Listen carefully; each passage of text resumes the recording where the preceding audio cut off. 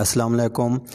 मैं आप मेरा यूट्यूब चैनल मंथाव अली देख रहे हैं। पहले मैंने मैथ साइंस इंग्लिश पे काफ़ी वीडियोस बनाई थी, डान खासकर डान न्यूज़ एडिटोरियल पे। तो अब मैंने जनरल साइंस एंड एबिलिटी की किताब को शुरू किया। इसमें से कुछ दोस्त कह रहे थे कुछ टॉपिक्स में उनको मुश्किल पेश आ रही थी, तो मैंने कोशिश की है कि अब जो जनरल साइंस एंड एबिलिटी की किताब में से जो जो मुश्किल लोगों को मतलब एस्पायरेंट्स को टॉपिक्स जिनमें मुश्किल पेश आ रही है, जिन सब्जेक्ट्स में उन पर वीडियोज़ बनाऊँ। तो आज हमारा है एस्ट्रोनॉमी। एस्ट्रोनॉमी के astronomy is the study of universe. Astronomy universe जो है कायनात है, जिसमें जितनी गैलेक्सीज हैं, निज़ाम शमसी है, सूरज है, ज़मीन है, प्लानेट्स है, मून्स हैं, जो कुछ है सारे के सारे की जो स्टडी का है उसको हम एस्ट्रोनॉमी कहते हैं। Astronomy is the study of universe and the celestial bodies, gas and dust within it. Astronomy is the study of universe. Astronomy universe है। यूनिवर्स में जो कुछ है, जो इतनी बड़ी बड़ी मतलब जैसे सूरज है, सूरज से भी बहुत बड़ी बड़ी बॉडीज़ हैं, गैस है, डस्ट है।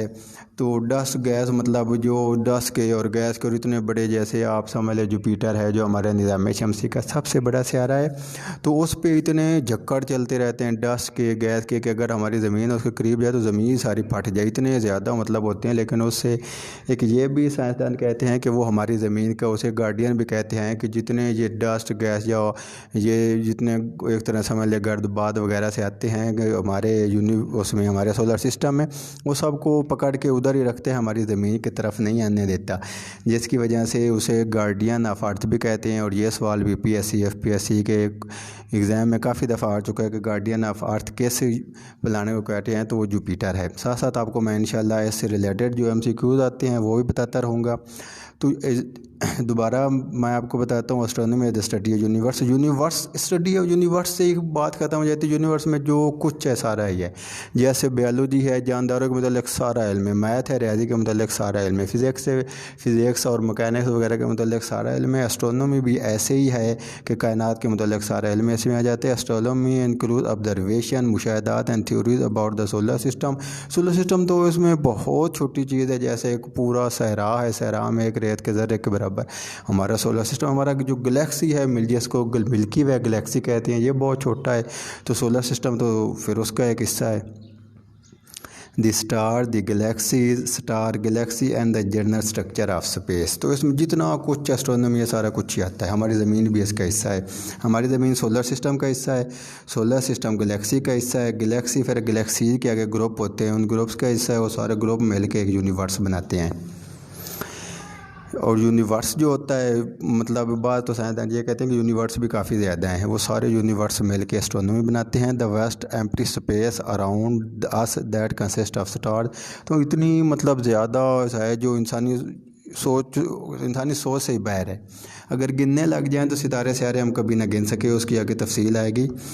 Solar system galaxies is called universe. जितना कुछ इसमें है, गैलेक्सीज हैं, स्टार्स हैं, प्लैनेट्स हैं, मून्स है, डस्ट है, उसके साथ गैस है, जो कुछ है सबको मिला के ये यूनिवर्स बनता है। It is defined as sum total of all matter and energy that exist or has existed both in space and time. तो जितना कुछ मैटर है, नॉन मैटर है, जो कुछ है सारा मिला के यूनिवर्स बनता है। The universe can also be defined as the totality of everything that exist including all matter and energy, planet, star, galaxy, contents of intergalactic space.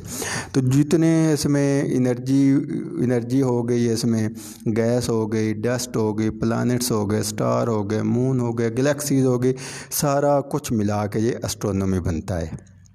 तो उम्मीद है आपको ये डेफिनेशन अच्छे समझ आ गई होगी। अब astronomical unit of time, the astronomical unit of time is the day. ये जहाँ देखें उन्होंने इसे हाईलाइट कर दिया है।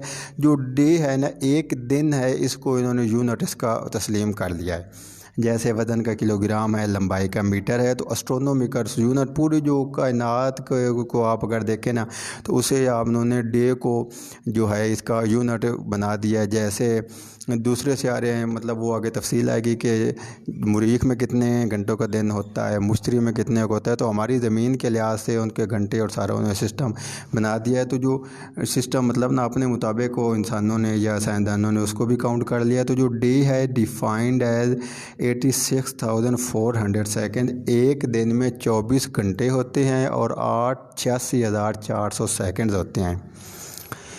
365.25 डे 365.25 दिन होती हैं। 25 तो जो 4 साल बाद लीप का साल होता है, फरवरी का 29 दिन का, जिसमें फरवरी का जो महीना होता है वो 29 दिन का होता है, तो इसलिए फिर जो चौथा साल होता है वो 365 का होता है। मेट ऑन सिंपल डी है use for astronomy to refer to this unit, तो एस्ट्रोनॉमिकल यूनिट का सिंबल डी है। एस्ट्रोनॉमिकल यूनिट ऑफ मैस, जो मैस है, the astronomical unit of mass is the solar mass. जो सूरज का मैस है ना, जो सूरज का सन का जो मैस है उसे हम एस्ट्रोनॉमिकल यूनिट ऑफ मैस कहते हैं। हमारी एस्ट्रोनॉमी का मतलब जो एक आप ऐसे समझ लें, सूरज हमारी ज़मीन से बहुत ज़्यादा बड़ा है, जुपिटर जो प्लानेट है वो हमारी ज़मीन से बहुत बड़ा है, और सूरज है वो तो उससे जो सन है जुपिटर से भी बहुत ज़्यादा बड़ा है। तो हमारी ज़मीन तो मतलब इनके मुकाबले में कुछ नहीं। हमारी कितनी ज़मीनें जुपिटर में समा जाएँ और कितने जुपिटर जो हैं वो उसमें समा जाएँ, सूरज में समा जाएँ, सन में समा जाए। जैसे हमारी ज़मीन जो, जैसे इमरान खान जो हमारी गवर्नमेंट कहती है इंडिया हमसे 7 गुना बड़ा है, मतलब 7 पाकिस्तान हो तो इंडिया में समा सकते हैं।